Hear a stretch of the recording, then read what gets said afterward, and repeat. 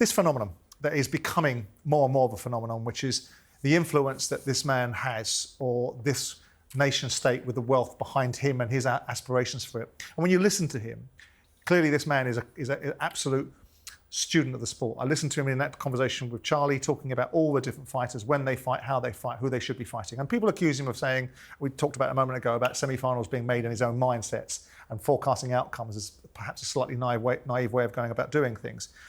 But his influence now is quite significant.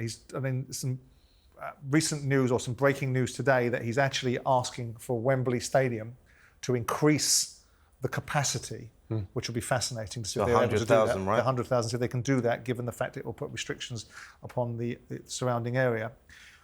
Where are you with this objective of his? Because part of the question I'm going to pose in this part is, where are the promoters? They're all running around like bees to a honeypot, right? Because the game's in town, the financial obligations are no longer upon them. It's much easier to make fights when someone walks in a room and goes, and how much do you want? And how much do you want? And how much do you want? And all the promoters look like they're wonderful deal makers, when actually it's just the money in the room that's making the decisions.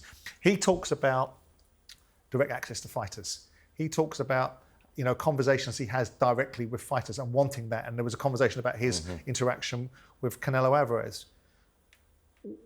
Do you think the promoters have any jeopardy coming down the pathway from this fella?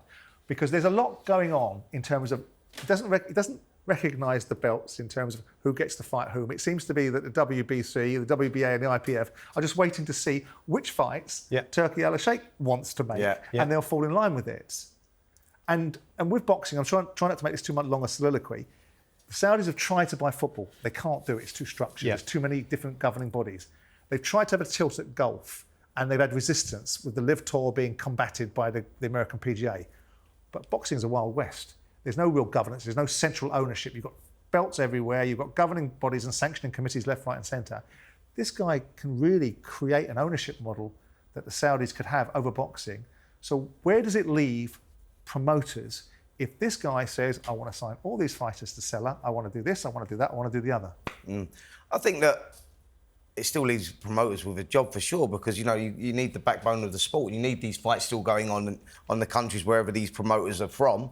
These fights still need activity, and I think that the dream for the fighters now is about getting on those big cards out in Saudi. But we still got boxing will still run as it is out there. But it's interesting with their dream Saudi. I think with Turki Alalshikh and with what he's trying to achieve, and that's modern eras, the best fighting, the best and all that. And we're getting that. So as boxing fans, that's a huge bonus. With these different sanctioning bodies and whatnot, that's the interesting thing, Simon. I think is that if Turki Alalshikh decides... sorry to cut you off, when you hear tales of promoters still distributing funds in a certain way, I heard a story the other day that Turki Alalshikh is aware of one of the fighters. He phoned up a particular fighter whose name evades me. It's not because I'm being obtuse, but it just evades me for the purpose of this conversation, saying, are you happy with the proceeds you got from this fight? Was it life-changing money? Yeah. The find out the promoter distributed him 10% and the promoter took 90%. So that kind of behaviour and that kind of I think that's why Turkey's dealing with the fighters at the moment, one-on-one a lot of the time, is that the fighter knows exactly what he's getting, because that's not just the only story. You hear a lot of stories of the fighter getting X, Y, Z when really he'd been paid... But it's dangerous times for promoters, isn't it? But I think that... they can become agents if they want, and they can run around carrying the fighters' bags and perhaps potentially organise some of the aspects of their life. But if you've got a guy that knows what he wants, knows how to make it, and no barrier to entry in terms of economics, why does he need the promoters? In essence, he doesn't really.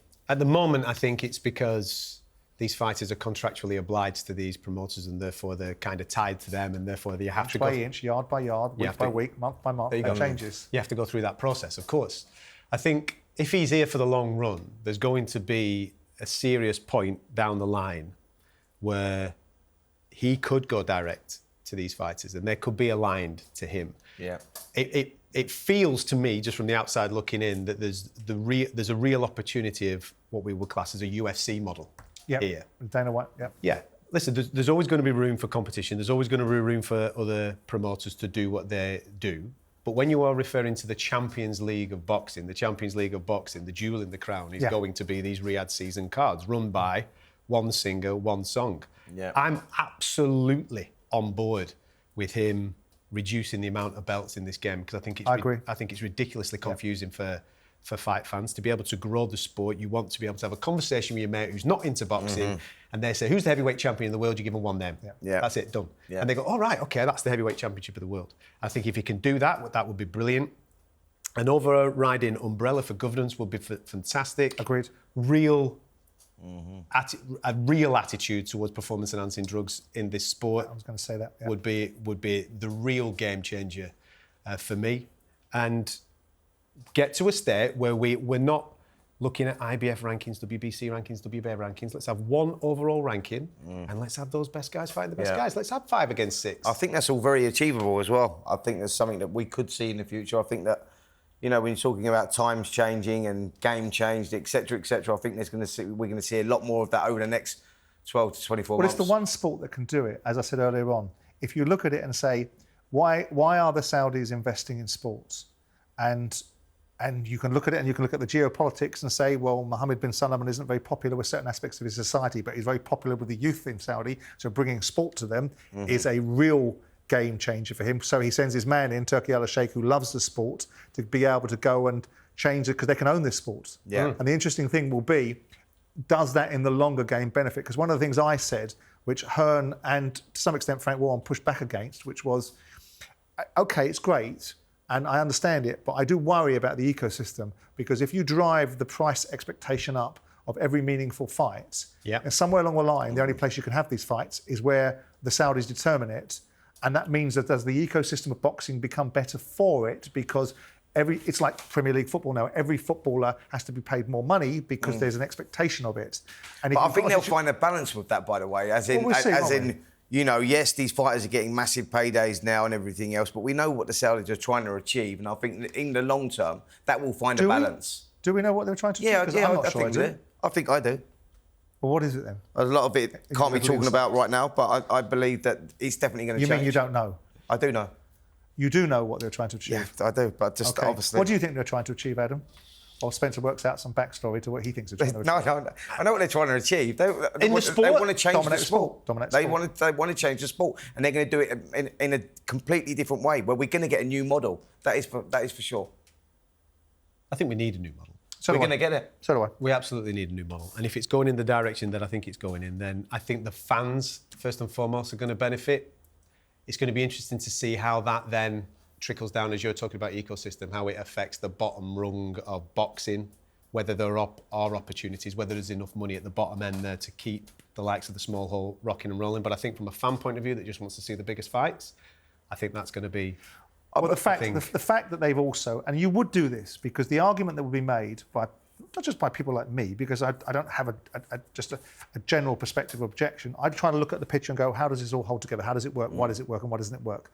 And then the argument about, well, if they only fight in Saudi, how does this work? So what you would do logically is go, well, I'll tell you what, I'll do a Riyadh season in London then, and I'll do it in China, and I'll do it in Los Angeles, because you're trying to seed whatever influence you want to have through sport in all these different cultures and different parts of the world.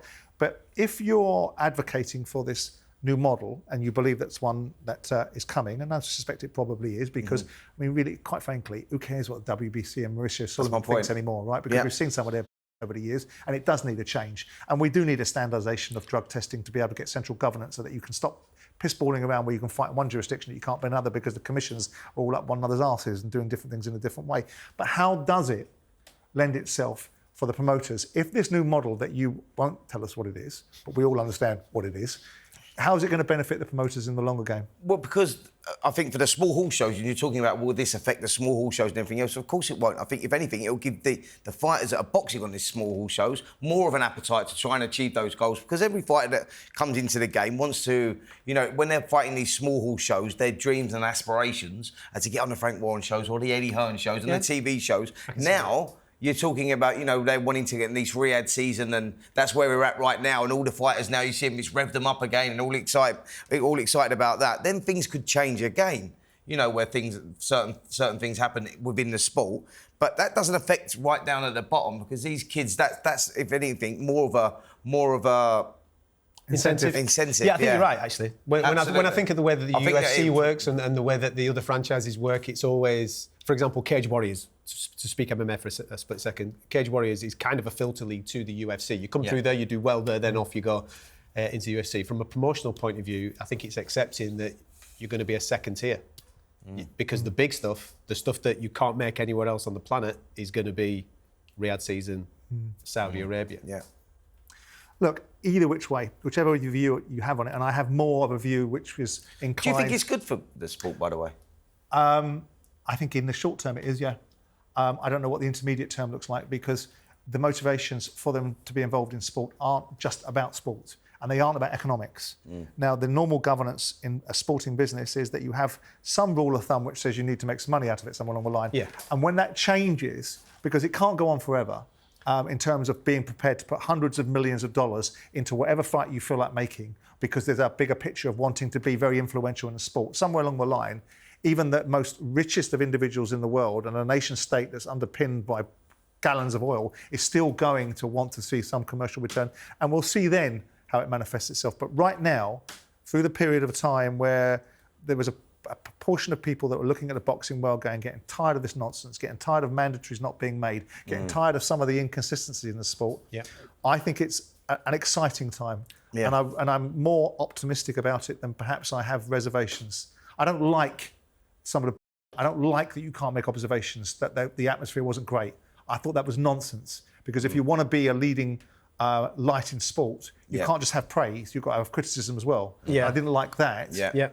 But I like the way this Turki Alalshikh speaks. He doesn't have any nonsense, because when you're the money in the room, I've been the money in the room, never to that scale, you can concentrate people's minds. And he can take away all the politics, all the nonsense. And also, given the fact he is a student of the sport and seems to have a deep-seated love of it, and given the fact that sport is the big agenda for the Saudis, for the reasons I just laid out with Mohammed bin Salman, I think in the short term and possibly the intermediate, this is a shot in the arm for boxing.